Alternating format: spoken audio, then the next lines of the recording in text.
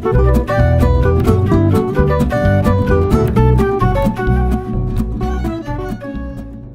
alors voter dimanche, pourquoi? Parce que je crois qu'il ne faut pas donner les pleins pouvoirs à Emmanuel Macron.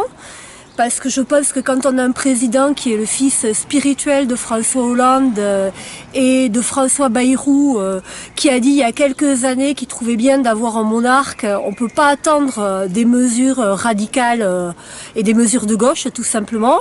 Qu'on a déjà dans l'actualité présente la réforme du Code du travail par ordonnance et qu'à un certain moment, il faut élire des parlementaires qui résistent à cette politique et puis qui s'engagent pour une autre politique bien à gauche.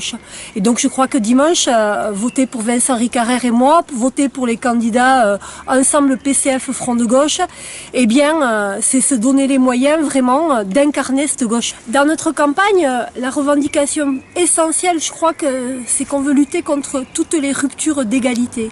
Ça veut dire quoi? Ça veut dire que les années passent, que dans notre circonscription comme dans notre département, et on le voit avec le rapport actuel sur les inégalités, eh bien on est confronté à la pauvreté.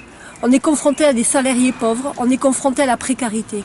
Et donc aujourd'hui, au cœur de notre programme, la défense des services publics, que ça soit sur l'hôpital, que ça soit sur l'école qui doit rester une compétence communale, que ça soit sur les collectivités elles-mêmes qui sont soumises à la concurrence libre et non faussée, eh bien il faut un moratoire sur les services publics et au contraire sortir du pacte de compétitivité et redonner de l'argent public pour faire vivre la solidarité.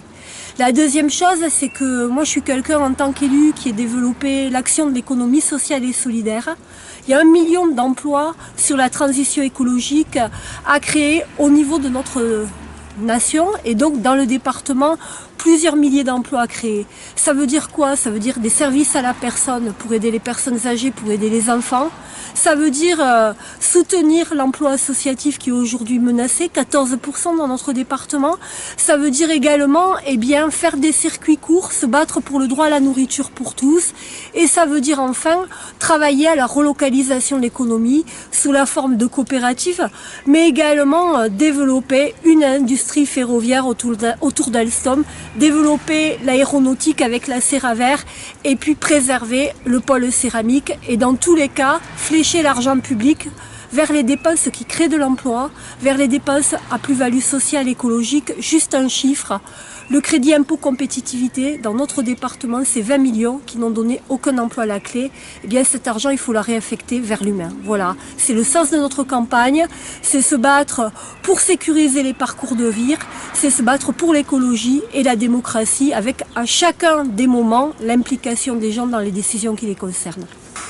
Avec Vincent Ricarrer, depuis le départ, on a défendu l'idée que la gauche, d'alternative, une vraie gauche, va se reconstituer en respectant les identités de chacun. Moi, je crois que j'ai toujours combattu l'hégémonie d'un parti socialiste qui aujourd'hui est en train de s'effondrer parce que ne s'est pas nourri de ce que disaient les gens. Eh bien, c'est pas pour remplacer l'hégémonie du parti socialiste par une autre hégémonie. La gauche est en crise. Je crois qu'à l'intérieur, il y a des gens qui se battent sous différentes façons. Sur le terrain culturel, sur le terrain social. Il y a des communistes, il y a des gens du Front de Gauche, il y a des gens de la France Insoumise, il y a des écologistes, il y a des socialistes aujourd'hui. Eh bien Vincent et moi, au travers de notre campagne, on a voulu leur donner un espoir et un signe d'espoir. Et moi je suis solidaire dans le département comme au plan national, en direction de tous ces gens qui sont pas des invisibles, ils existent bel et bien. Ils ont voté Mélenchon, comme moi, ils ont voté Hamon, parfois ils ont voté même pour d'autres candidats, je pense à Poutou mais même d'autres. Et je crois qu'aujourd'hui il faut qu'ils se rassemblent parce que pour résister à Macron, pour redonner un espoir dans ce pays, c'est dans cette intelligence collective-là qu'il va falloir puiser. Et donc aujourd'hui, sur ces élections, mais comme demain, parce que demain il faudra reprendre ce travail de créativité, je crois qu'on s'engagera pour ça et je tenais à le dire parce que c'est aussi l'un des messages de cette élection. Parce que c'est la fin de la campagne du premier tour, c'est pas formel, je voudrais dire un grand merci aux militants communistes, à mes camarades, aux militants d'ensemble, à tous les militants de la gauche qui nous ont soutenus, aux gens qui nous ont écoutés. Je crois que c'est une valeur sûre de proximité, le militantisme d'abord. Et je crois que pendant cette campagne, on a été l'objet de beaucoup de critiques radicales, de beaucoup d'anathèmes. Comme partout, je pense que le climat aujourd'hui n'est pas au dialogue, n'est pas à la solidarité. Et je crois qu'on a résisté, mais on n'a pas résisté simplement, on a été à l'écoute.